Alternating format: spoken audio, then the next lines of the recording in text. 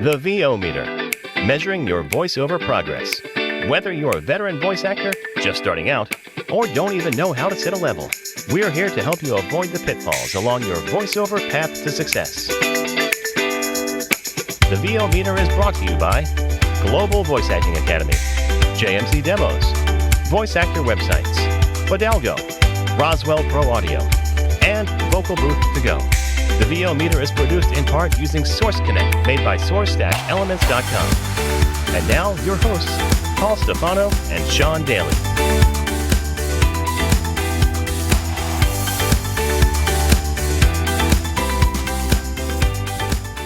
Hi, everybody, and welcome to episode 123 of the VO Meter. Measuring your voiceover progress. Now, we don't have a guest for this episode. That's not a bad thing, because you get to hear more of us, although you may change your mind after we start talking about the topic I have in mind.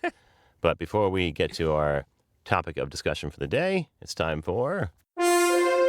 VoiceOver Extra brings you the VO Meter reference levels.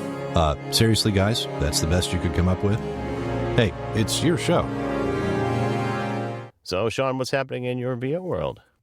Well, it's been a bit of a quieter week after Thanksgiving. I think we'll talk more about it during our main topic, but it's kind of nice because last month was crazy. I hosted our Sam Riegel webinar for GVAA. That was nuts. It was amazing. We had like 200 people show up. What? We had a Really? minor...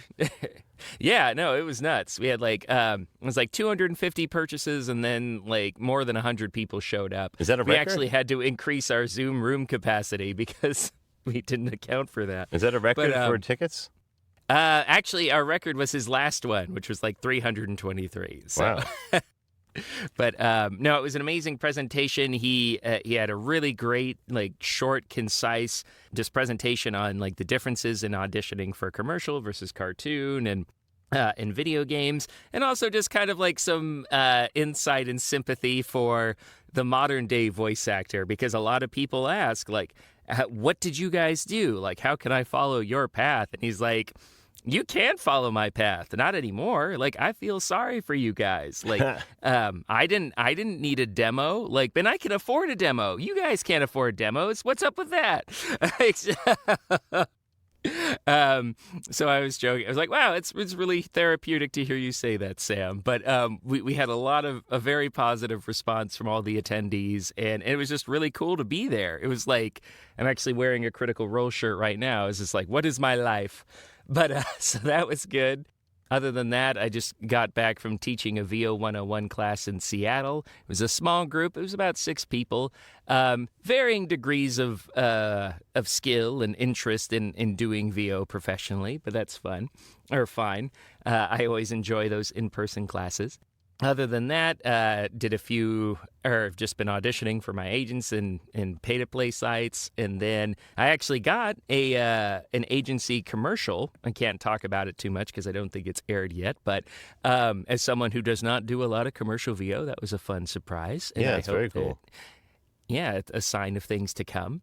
But other than that, just auditioning, hustling, doing GVA work.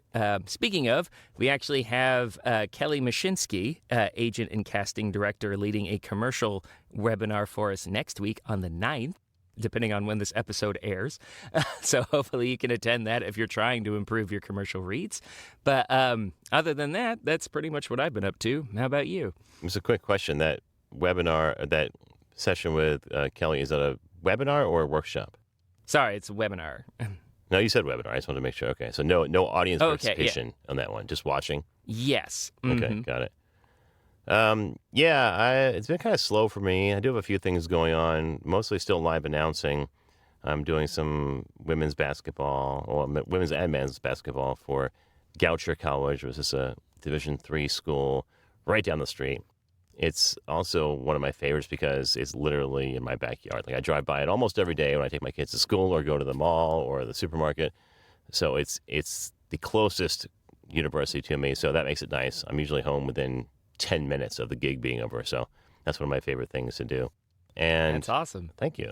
And then I did my first ever NCAA semifinals match. It was for men's soccer at the University of Maryland. I don't do a lot of their matches, but they had, because it's the playoffs and it's a tournament for the finals, they had a basketball game going on at the same time. They couldn't schedule around it. So our friend Bob Johnson, who normally does both of those sports, had to pick one, and he chose basketball maybe because it was inside, I don't know, or because he likes doing basketball more. But I got to do the soccer game, and it was cool because, like I said, it was the first time I'd done the NCAA semifinal round. I've done some quarterfinals before, but this is the first time I've done that.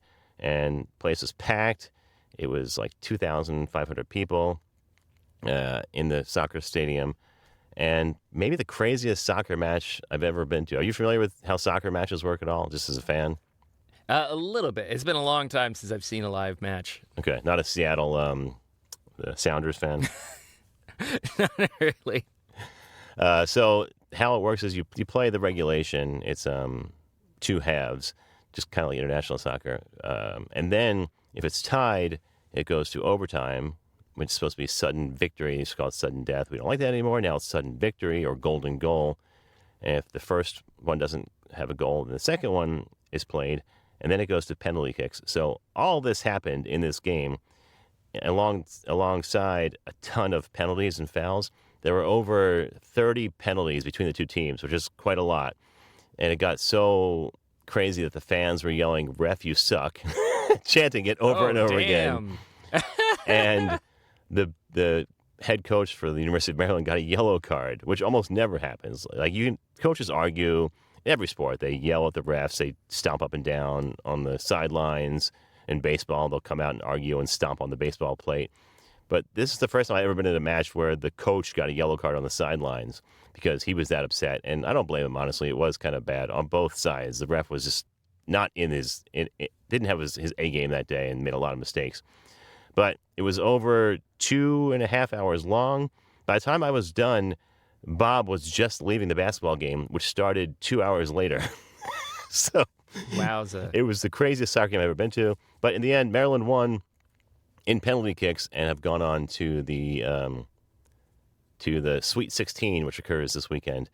And the Final 8. They already won the Sweet 16 last weekend, and now they're in the Final 8, which is pretty cool for a school that I work with, that they might actually win a national championship. They've won a few before I was there, but this will be the first one they'll win if they continue to go on. I'm knocking on wood while I'm part of the staff, so that would be cool.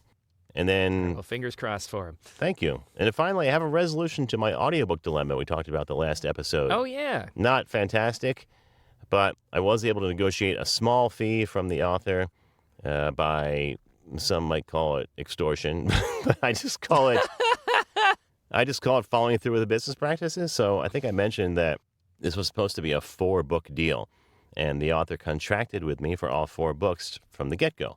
So all 4 books were ready for me to work on, and like I said, I had a contract signed. So when they decided to cancel book 1, I said, that's fine, just pay me $700, which is what I asked for to cover the costs of my editor, who I think I've talked about, a fabulous editor named Christopher Rain, who works with us at Twin Flame Studios as well.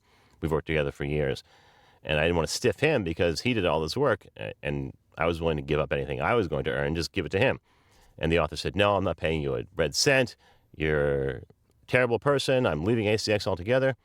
I said, and she said, okay, well, then please cancel all the other contracts. And I said, no, I think I'll just keep working on those. So I actually did the first 15 minutes of the second book and submitted it, which basically started the clock on her having to either approve it or request changes. And that got her even more mad and said, What are you trying to do? This is completely unprofessional. And I said, you're the one who contracted all 4 books. It's not my fault that you're backing out of all these contracts, at least in my opinion. I don't want to back out of the other contracts. The other one is done and dusted. That's your prerogative, but I'm going to keep working on these other ones. And finally she said, well, will you walk away and finally let me have to stop dealing with you if I pay you the $700? I said, yes, that's all I'm asking for. Mind you, each of these books was a royalty share plus, which means you negotiate a fee per finished hour, and then after the book is released, you also get paid royalties as a narrator. In this case, it was $200 per finished hour, which I've done books that was the per finished hour rate on the entire book. No royalties involved whatsoever. So I was standing to lose, or I did lose, over $8,000 just in the per finished hour fees, not to mention anything that would have been earned off royalties. Now, that's not always a lot. Sometimes it's barely anything. I have a book I did back in 2016 that still only sold 15 copies.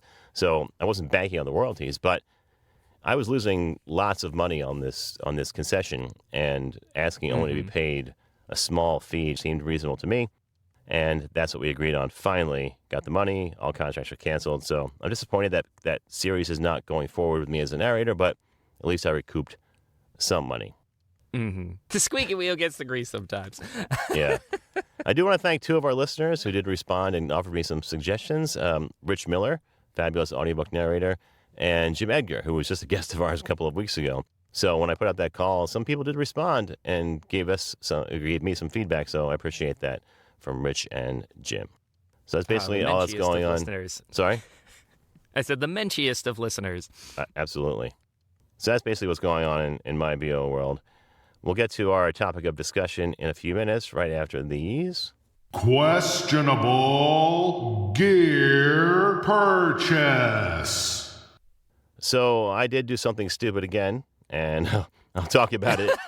Do you have anything else, any other questionable gear purchases you need to talk about? No, but I did tell you before we started recording, I'm looking in, it's too dark in my booth, especially now in Washington when it's like sunset is 3:00. So, and it's still not light out yet. Well, it's barely light out. But anyways, so if you or our listeners have any recommendations for booth lighting, I'd love to hear them. So anyways, just putting that out there before you do your QGP. Well, the one I use is the one that came with the kit from Vocal Booth to Go. So it just comes with the booth. Did you not get one when you bought your booth? Oh, this was a long time ago. And actually, it was used from Tim Page, another talent. Oh, yeah. So he actually shipped it from New York to Japan, where I was living at the time. I didn't know that story. That's interesting. Oh yeah. No, absolutely. Like he mentioned he was selling it for a good price. Like even with shipping, it was still like $500. So very competitive. Yeah. And and I've been using it ever since, and just adding additional treatment as necessary. Oh, that's funny. Tim's a good dude. I've spent time with him personally at APAC, and his company producing podcast demos is actually a sponsor of the show for a while, as listeners might remember. And we both have podcast demos that he made for us that has been pretty successful for me. I don't know about you.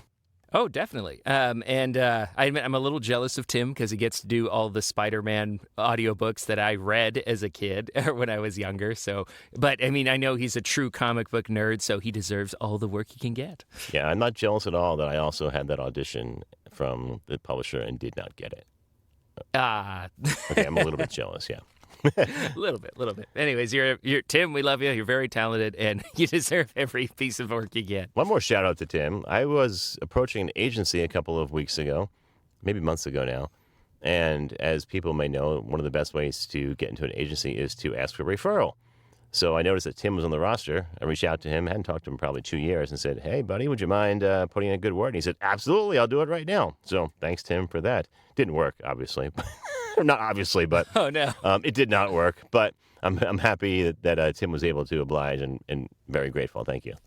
All right, so my questionable gear purchase, I got suckered in by another Facebook Marketplace post because it was local, and I actually bought it on the way to that soccer game that the University of Maryland I was talking about because the guy I bought it from lived right near College Park, and it's another instrument-focused dynamic.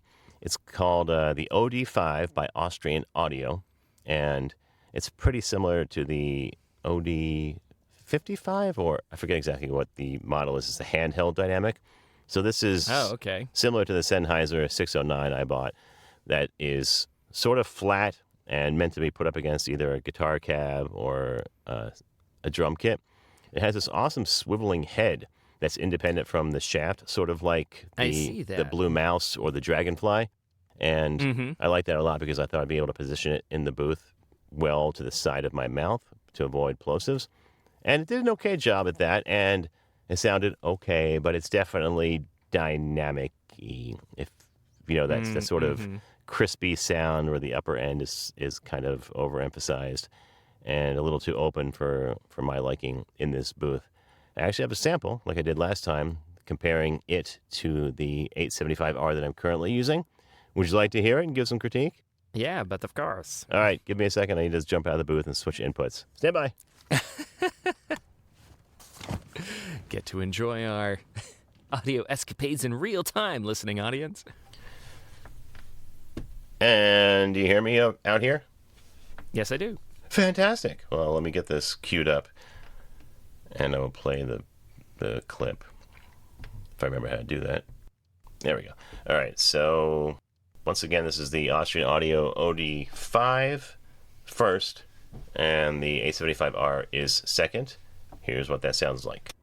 His life racked with turmoil, the 60-year-old writer Grant Osborne decided to go to a new horror film everybody was talking about, claiming they had almost had heart attacks while watching it.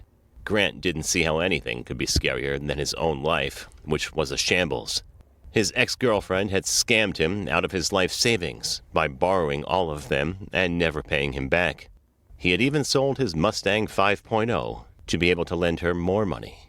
Living in L.A. without a car was next to impossible. His life racked with turmoil, the 60-year-old writer Grant Osborne decided to go to a new horror film everybody was talking about, claiming they had almost had heart attacks while watching it. Grant didn't see how anything could be scarier than his own life, which was a shambles. His ex-girlfriend had scammed him out of his life savings by borrowing all of them and never paying him back. He had even sold his Mustang 5.0 to be able to lend her more money. Living in L.A. without a car was next to impossible. All right, hang on, I'll be right back. Okay, so that was from an audiobook that I'm currently working on, 2 passages back to back. My opinion was it's not very good. It sounded okay, but I also, you could probably hear this thud that I think was plosives being picked up by it. So that wasn't great. Okay. But in my opinion, definitely no improvement over what I'm currently using. What do you think? Yeah, I mean, it was serviceable, like especially for audiobook work. It reminds me of some samples I've heard from talent who use the Shure SM7 for their narration work. It was clear and not like, I guess you could say inoffensive, but it sounded thinner than the AT875R, and that had that was clear, but it was very present. And the low end, especially like the low mids and the lower end, is very smooth and rounded by comparison. Yeah, that's how I would describe it as well. So, again, epic fail. It was just sort of a whim. I'd never had an Austrian audio Costs microphone twice before. as much, sounds twice as bad. Yeah. It was very cheap. I got it for $130, which made me say, yeah, Oh, what the heck, okay. I'll give it a that's try. much better. Yeah, it's like almost $350 new for those who are curious. Oh, is it that much? Wow, okay. So, currently trying to resell it. If anybody wants it, let me know. I'm happy to sell it much cheaper. Yeah, so that's my foray into microphones at the moment. I really don't know where to go from here. I'll probably just do nothing, especially over the holidays, because this is serviceable. And another thing, this happened to me before, and I know it's in an episode somewhere, where I had a microphone I was thinking about getting rid of. I had my kids do a job, and to completely change my mind, that happened again on Monday. So both my sons were doing this e-learning gig, and I was listening live and then also editing it. And it sounded great on the two of them. And my one son's voice is almost as deep as mine now because he's 17. Oh, wow. The other one is 14, so it's not that deep. But one of the things I was worried about was that this microphone was muddy. And on them, it sounded really good. And it made me think, because we don't hear our voices the way other people do, especially live. Mm-hmm. When it's recorded, I think that's kind of a moot point. But still probably some bias in there. But when I listened to both my son's voices on this mic, I said, hey, that's really good. Why am I thinking about So that was on the changing? OD5? No, it was on the 875R. Okay. I see what you're saying. Yeah, interesting. And I know this happened exactly the same way back in 2018 or 19, even when they were little kids, and I was shopping mics. It might have even been this one. I should probably go back and listen to it, because it might have been this mic, or at least this model, because I had one and purchased it and bought it and resold it before. This is actually the third time I think I've done this, which is just I was about to insane. say, isn't that your third time you got that one? I believe it is. I've had this one just sitting in a bag as a travel mic for several years, but I do think it might be the third iteration. Mm-hmm. So I guess the lesson is sometimes the mic you have is the best one for you.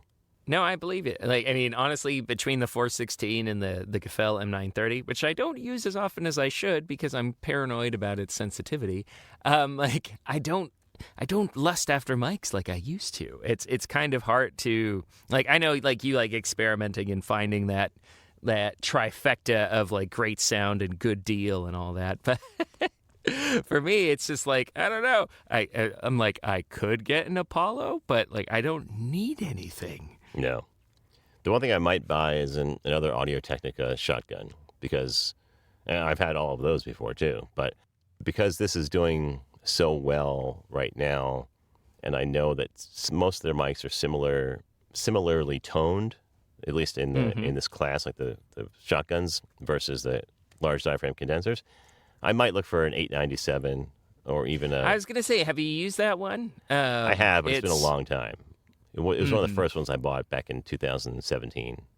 Yeah, it's kind of like, I don't know, if you've used some of the Rode shotguns, it's kind of like a jump from like their 1 or 2 to their 3. So it's just, it has that smoother sound, kind of more even response across everything. I mean, the 875R is amazing for what it is.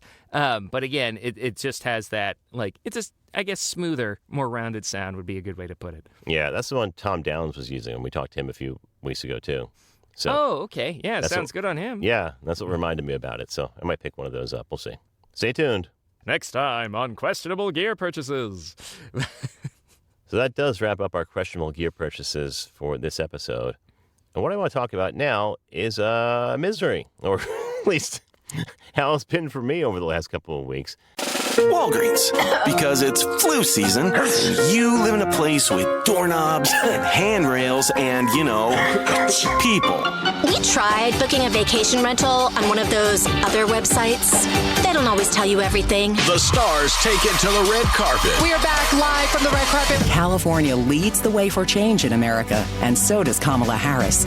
Rated M for mature. Claire Redfield. And who exactly are you? So, yeah, what hashtag should I use to describe a grown man in a tuxedo wrestling a goat? And prior to 1933, many of them belonged to a variety of political parties that were now outlawed in Germany. This is the story of how Q got curly. Quinn was crazy about curls. Curly fries, curly straws, curly-haired dogs. Hey, Jay Michael here. Thanks for listening to the VO Meter podcast. It's one of my favorites. If you're looking for a great demo like the ones you just heard, check out jmcdemos.com for more information. How many times has this happened to you? You're listening to the radio when this commercial comes on, not unlike this one, and this guy starts talking, not unlike myself. Or maybe it's a woman that starts talking, not unlike myself, and you think to yourself, geez, I could do that. Well, mister, well, missy, you just got one step closer to realizing your dream as a voiceover artist, because now there's Global Voice Acting Academy. All the tools and straight-from-the-hip, honest information you need to get on a fast track to doing this commercial yourself. Well, not this one exactly. Classes, private coaching, webinars, home studio setup, marketing and branding help, members-only benefits like workouts, rate and negotiation advice, practice scripts, and more. All without the kind of hype you're listening to right now. Go ahead, take our jobs from us. We dare you. Speak for yourself, buddy. I like what I do. And you will too when you're learning your craft at Global Voice Acting Academy. Find us at globalvoiceacademy.com. Because you like to have fun. In these modern times, every business needs a website.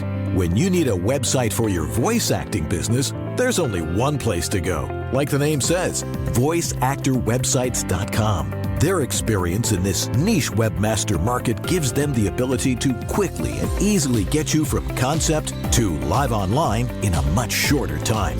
When you contact voiceactorwebsites.com, their team of experts and designers really get to know you and what your needs are. They work with you to highlight what you do. Then they create an easily navigable website for your potential clients to get the big picture of who you are and how your voice is the one for them. Plus, VoiceActorWebsites.com has other great resources, like their practice script library and other resources to help your voiceover career flourish. Don't try it yourself. Go with the pros. VoiceActorWebsites.com, where your VO website shouldn't be a pain in the you-know-what.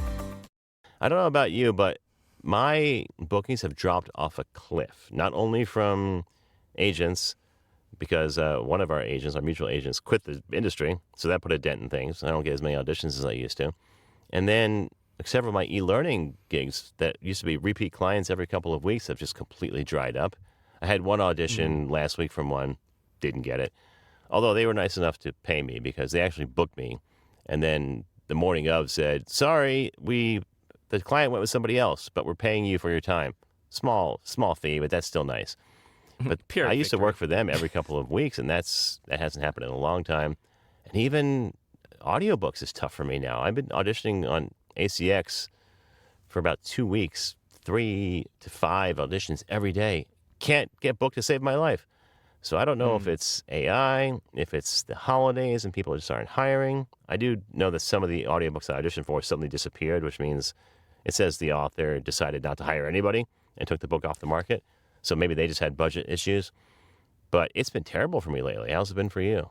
Well, I definitely noticed a shortage of agency auditions. They're just happening a lot less. And that could be likely the holiday season. Things really do slow down from November till the end of the year, at least when it comes to that. But luckily, my regular clients are still coming to me every week. So that's good. Please keep doing that. And especially because, listening to you and listening to a lot of my compatriots in the e-learning space, a lot of their work has dried up, and they're looking at their clients are looking at e-learning options. I know Jack DeGolia, the runner of the e-learning narrators Facebook group, is actually closeting it because it's just no activity there anymore, and a lot of people have reported a similar downtick in work. So that's unfortunate. And regarding your ACX thing, so apparently Amazon is really aggressively trying to push AI narrators. And I actually auditioned for a book who the author actually went to Reddit and complained about how much this was being shoved down their throat. And I don't know why. I assume because I already was familiar Amazon was doing this and that authors would have to agree on whether they were interested in receiving AI submissions. And for some reason, I thought it was just going to be male AI voice number 42 or something. But no, it's a whole fake name with a whole fake proposition that they just chat GPT'd and recycled the audition for. Where it's just the these author's are ones complaining. they've created? Because I have an AI voice on ACX that they allowed me to create. Are they creating ones from scratch now too? Maybe. I don't know exactly that extent, but I know from this author's experience, they got a huge uptick in submissions once they agreed to that. And they'll just be like John Doe or something like that with this 1.5-page long proposal where it's just I'm such a big fan of your book, and literally just kind of recycling all the content that was in the audition for their proposal. Oh, that's weird. So it's really weird. I'm dude, why are you... If they agreed to do this, why are you trying to trick them? Why can't it just be AI male voice number 1 and a sample? Why do you need all this fake proposal shit? And they're saying that it makes them. I just feel like a lot of human narrators are going to be pushed to the bottom or just never be heard because of this inundation of new AI submissions. Maybe that's what it is. The trouble I'm having.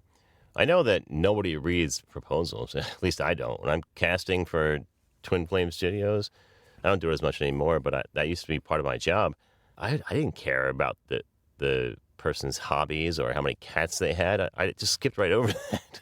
And the author said that as much too. They're just more interested in the sample. And honestly, with my proposals, I'm just thanks for the opportunity. Here's my quote. Hope to work with you. I normally don't send anything unless there's some personal connection.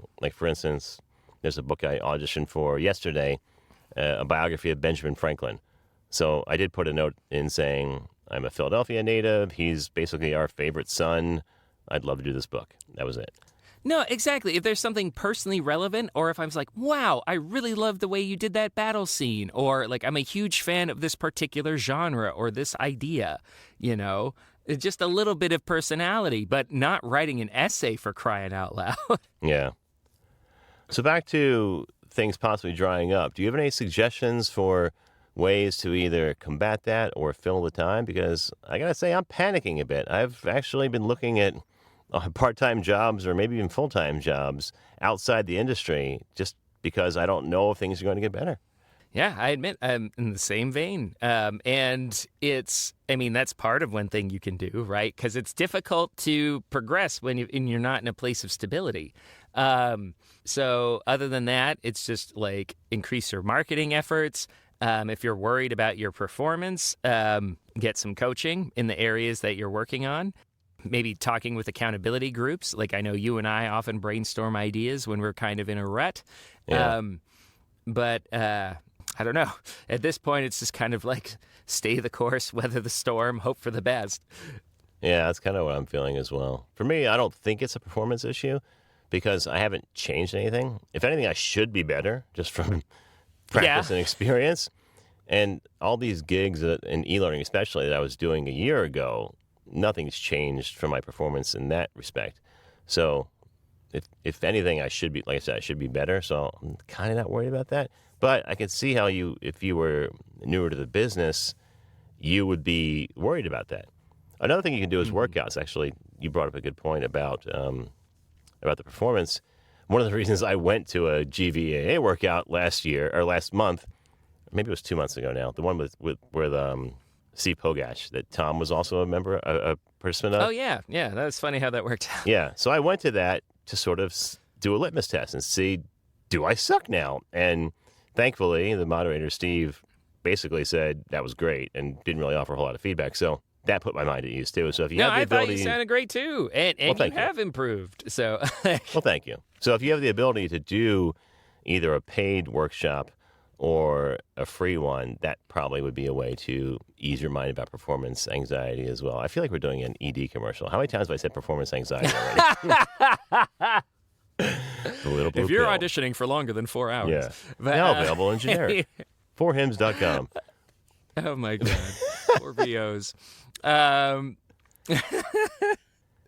But yeah, no, and I feel for newer talent who are just getting into the industry right now. It's a very difficult time. I was talking about that at the class I was in.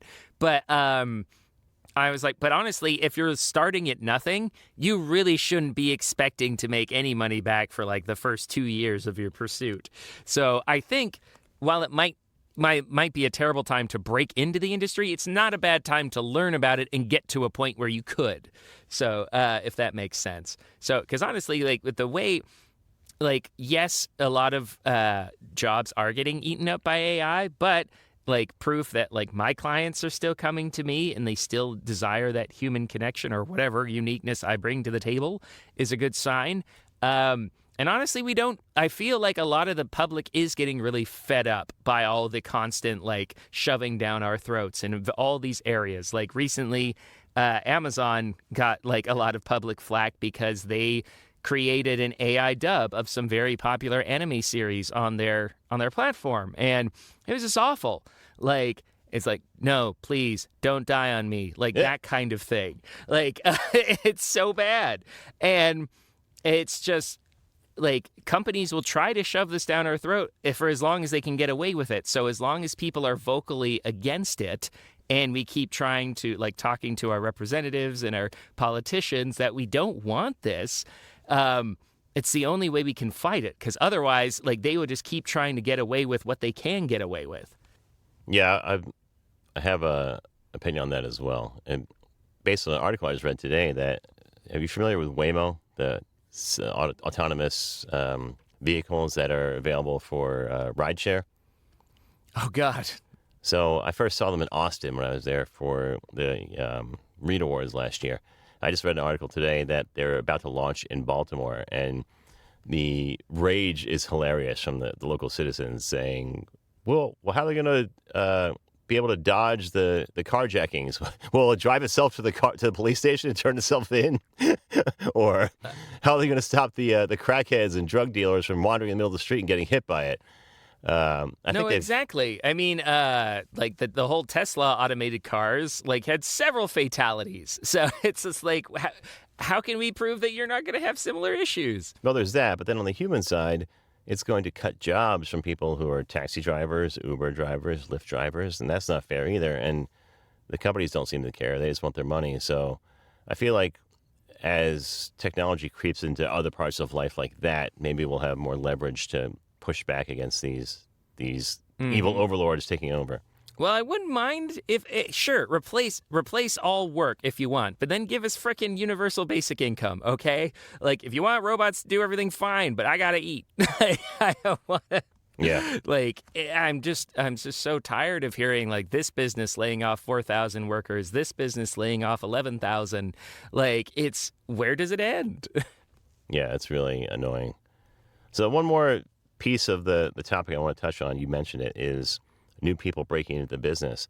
Am I just an old man shaking his fist at the sky, at the clouds, like Grandpa Simpson, where I think this is a terrible time to start this career? I would never do it now. Or do you think it really is a bad time to start this career? Oh, yeah. I think it's like I said before, I think it's a bad time to, like, I'm going to put my shingle out and like ask for paid work. It's not, but again, it's not a bad time to learn about the industry and train towards it. Like me, I'm starting to look to some of the more, like, I guess you could say evergreen areas, like agency, commercials, cartoons, video games, and stuff like that. Because there just seems to be a little bit more like protections and like consciously trying to protect those areas. But again, even at that VO 101 class I said, I was just like, it's a terrible time to try and be a VO right now. But who knows what it's going to be like in 2 years, 5 years, right? So if this is a dream of yours, by all means, pursue it. Just know, don't expect to get paid this year. Yeah, it's going to be hard to get those cheap e-learning gigs. Not that they all should be this way, but a lot of us started doing $100 IVR gigs or $200 explainer videos, and those just are not there anymore. Yeah, absolutely. I mean, like a lot of the platforms like Fiverr and Upwork and stuff like that are using AI or voice training, right? So like everything you submit is going to replace you relatively soon. And actually, Fiverr is one of those companies you mentioned that laid off like a quarter of its workforce a couple of weeks ago in favor of using AI tools. And it's not going well, as far as I can tell. Yeah, no bueno. So again, it's just like if I used to, and we've talked about this a long time ago, but I remember like Bob Bergen is often fond of saying, don't do VO for the work.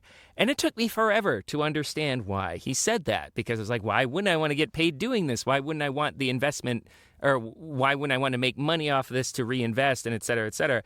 And it's just because money's not guaranteed in this one. It never was, and it's especially not now. So it's just like, that's why I'm personally trying to aspire to kind of higher levels of voice acting where you do have better opportunities and you do have better compensation. Yeah, that makes sense. Well, I guess the moral of the story is to be determined. Hopefully things will get better. Exactly. Like, don't know what it's going to be like 2 years, 5 years, or 10 years from now. Who knows? Well, that wraps up this episode of the VO Meter. Measuring your voice over progress. We're recording this on December 3rd, 2025, so we will not have another episode before the new year. So happy holidays to those who celebrate, and happy new year, and best of luck in your VO new year. Yep, happy holidays, whatever you celebrate, and you'll hear us next year. Bye, guys. Thanks for listening to this episode of the VO Meter. To follow along, visit us at www.vometer.com. We'd also love to hear your comments or suggestions for the show. Or if you have a questionable gear purchase, tell us all about it on our Facebook page or on Twitter @the VO Meter.